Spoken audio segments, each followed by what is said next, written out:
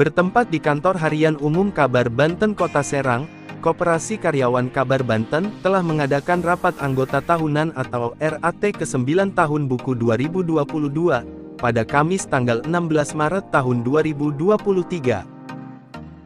Acara RAT itu dihadiri oleh para anggota Kopkar Kabar Banten, baik dari Kota Serang maupun luar daerah. Hadir pula undangan perwakilan pejabat dari Dinas Koperasi dan UKM Banten, Bapak Gatot Sukoco, sebagai Kasih Kelembagaan dan Perizinan dan Penda sebagai Petugas Penyuluh Koperasi Lapangan, PPKL, Dinas Koperasi dan UKM Banten. Dalam sambutannya, Gatot mengatakan, bahwa setiap koperasi wajib menggelar RAT setiap tahunnya sesuai dengan dasar hukum UU Koperasi nomor 25 tahun 1992. Untuk Koperasi Kabar Banten, memang sesuai ketentuan, yaitu wajib melaksanakan RAT paling lambat bulan Maret, karena termasuk koperasi primer. Sedangkan untuk koperasi sekunder, pelaksanaan RAT-nya, paling lambat di bulan Juni tahun berjalan.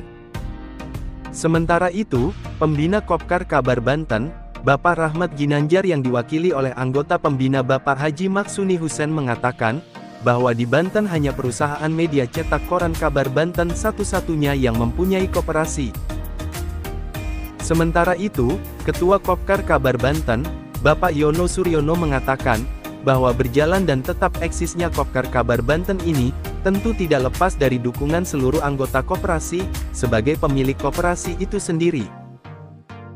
Selain bergerak dalam bidang usaha simpan pinjam, Kopkar Kabar Banten juga bergerak di bidang usaha lainnya seperti Waserda, online shop dan beberapa usaha baru yang sedang dirintis. Pelaksanaan RAT Kopkar Kabar Banten berlangsung demokratis dan penuh kekeluargaan.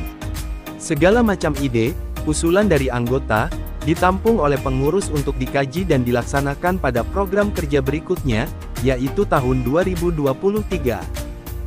Di akhir acara, panitia RAT yang dipimpin oleh Fahdi Khalid mengatakan, pemilihan Ketua Kopkar baru periode tahun 2023 sampai tahun 2026, yang secara aklamasi, menetapkan kembali Yono Suryono, sebagai Ketua Kopkar Kabar Banten, untuk masa bakti periode kedua tahun 2023 sampai tahun 2026. Untuk Koperasi Kabar Banten, alhamdulillah semua berjalan baik, dan untuk pelaksanaan juga di sini Koperasi Kabar Banten masuk dalam klasifikasi A. Jadi di sini Koperasi Kabar Banten saya anggap sukses, dan mudah-mudahan Koperasi Kabar Banten di sini bisa berkembang lebih baik lagi. Ada saran-saran nggak untuk Koperasi Kabar Banten? Mungkin saran-sarannya di sini kan kita ada koperasi untuk waserdanya Pak ya.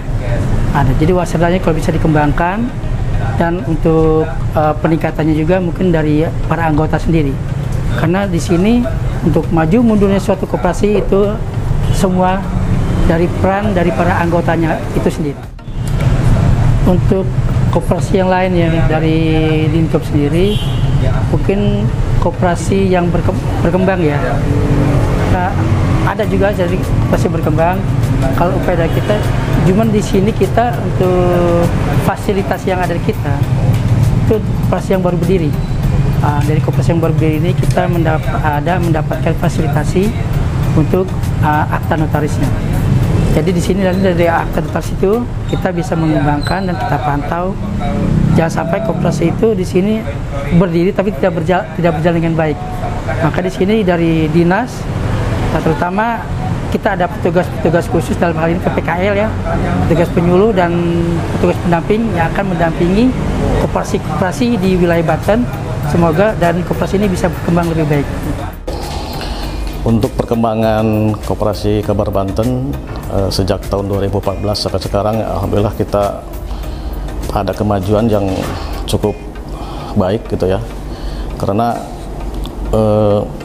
Koperasi Karyawan Kabar Banten itu bagian daripada JPS gitu ya. Jadi jaring pengaman sosial gitu buat para anggotanya. Jadi para anggota merasa terbantu dengan adanya Koperasi Karyawan Kabar Banten ini.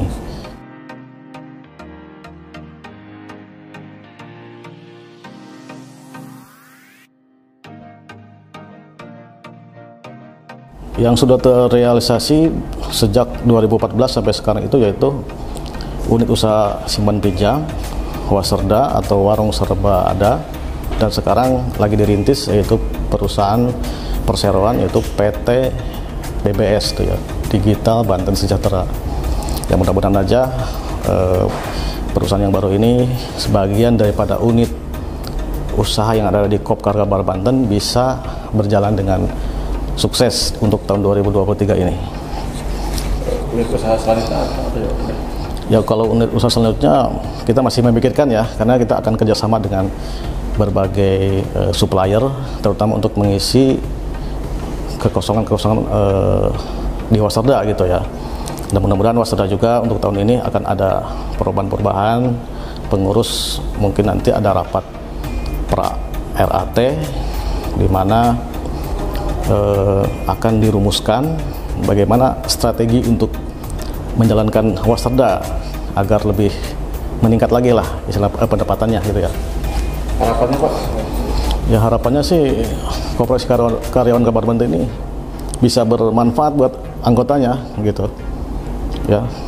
Ya alhamdulillah sekarang udah kelihatan lah ada manfaatnya, bisa buat keperluan keluarga gitu ya, buat biaya anak sekolah dan biaya buat untuk modal usaha juga itu bisa dilayani oleh Koperasi Karyawan Kabar Banten melalui unit usaha simpan pinjam gitu ya.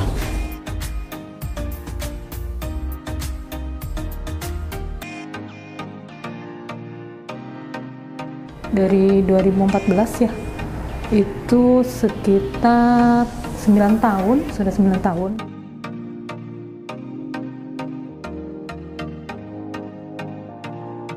Banyak sekali ya, apalagi di saat pandemi, di saat perekonomian kita terpuruk, membantu banget untuk modal usaha, terus pendidikan anak-anak yang mungkin untuk anak yang lebih dari 2, pendidikan anak-anak yang berbarengan, yang satu masuk SMP, yang satu masuk SMA, yang satu kuliah, itu cukup membantu banget sih dengan adanya unit